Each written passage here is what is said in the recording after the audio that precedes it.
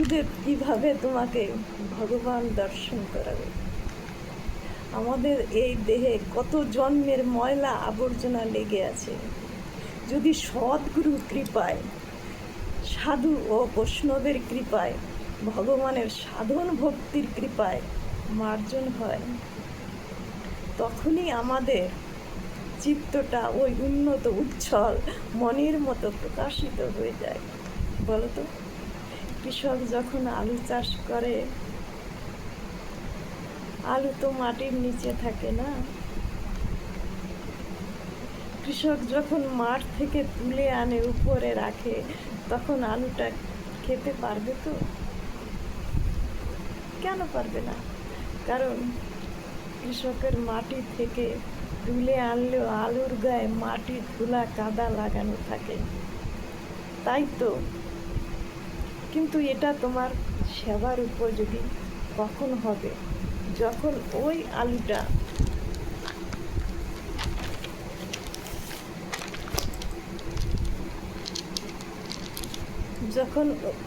ওই আলুটা পরিপাটি করে রান্না করে সেবার উপযোগী করে দেবে।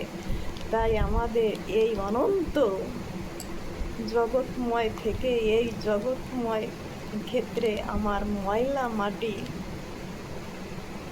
মেখে আসছি। অনন্ত জগৎ থেকে আমি কি করছি? ময়লা মাটি মেখে আসছি। যদি সাধন ভক্তি যিনি গ্রহণ করেন, গুরুর পাত্র যিনি গ্রহণ করেন, সদ্গুরু, সেই শ্রী গুরুদেব ওই আলোর মতন উপযোগী করে তোলে। শ্রবণ, কীর্তন, সাধন, ভজনের দ্বারা আমরা অনন্ত কোটি জন্মের ময়লা মুছে দিতে পারি, পরিষ্কার করে প্রেম ভক্তি মাখিয়ে গোবিন্দের সেবায়, ভগবানের সেবায় লাগাই দিতে হয়। জীবনে যদি অনন্ত কোটি জন্মের ময়লা কামনা বাসনা পরিষ্কার করতে হয়, ভক্তির প্রয়োজন। ভক্তি ভিন্ন অন্য উপায় নাই। বলো তো, জপ করিলে, ধ্যান করিলে, তপস্যা করিলে হবে না। হয় বটে, কিন্তু চিত্ত শুদ্ধি হবে বটে কি? কিন্তু চিত্ত শুদ্ধি হওয়ার, মলিন হওয়ার সম্ভাবনা থাকে। শুদ্ধি হলেও মলিন হওয়ার সম্ভাবনা থাকে।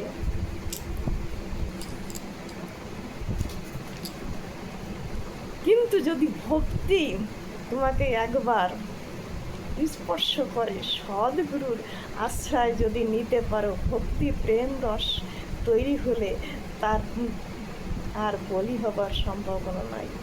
যদি শুদ্ধ ভক্তির, সাধন ভক্তি যিনি আশ্রয় নিয়েছে, সেই ভক্তের বিনাশ নাই। সেই জন্য ভক্তির একমাত্র মহিমাই,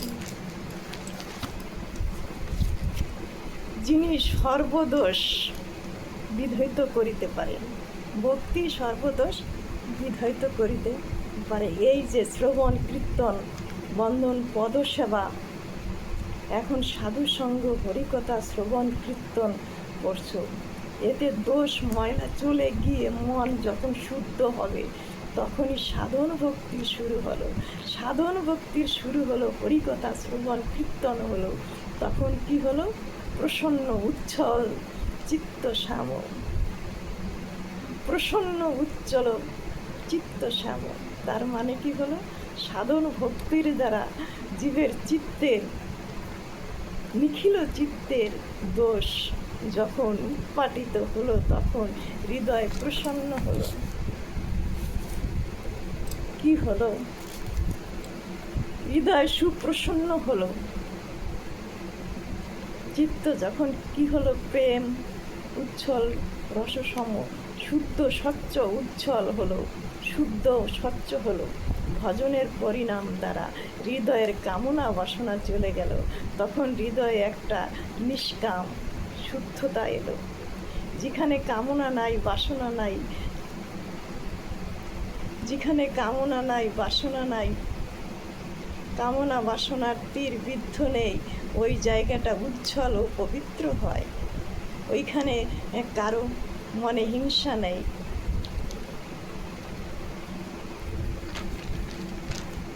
উজ্জ্বল হয়ে ওঠে। তখন চিত্ত কি হয়? শুদ্ধ হয়। মানে কামনা বাসনা থাকে না। এই শুদ্ধ ও সত্যই হলো রাধারানীর সেই প্রেম প্রখ্যাতিত বিশুদ্ধ ভক্তি। তখন ওই পাত্রে আসবে। যতক্ষণ হৃদয় নির্দোষ না হচ্ছে, কামনা বাসনা ত্যাগ হচ্ছে না, বাসনা মুক্ত না হচ্ছে, ততদিন বিশুদ্ধ প্রেম ও কণা এখানে এসে দাঁড়াতে পারে না। আমার চিত্র শুদ্ধ হলে রাধা রানীর প্রেম ও কণা দাঁড়ায়। অশুদ্ধ দেহে কখনো প্রেম ভক্তি দাঁড়াতে পারে না। জয় জয় রাধে রাধে।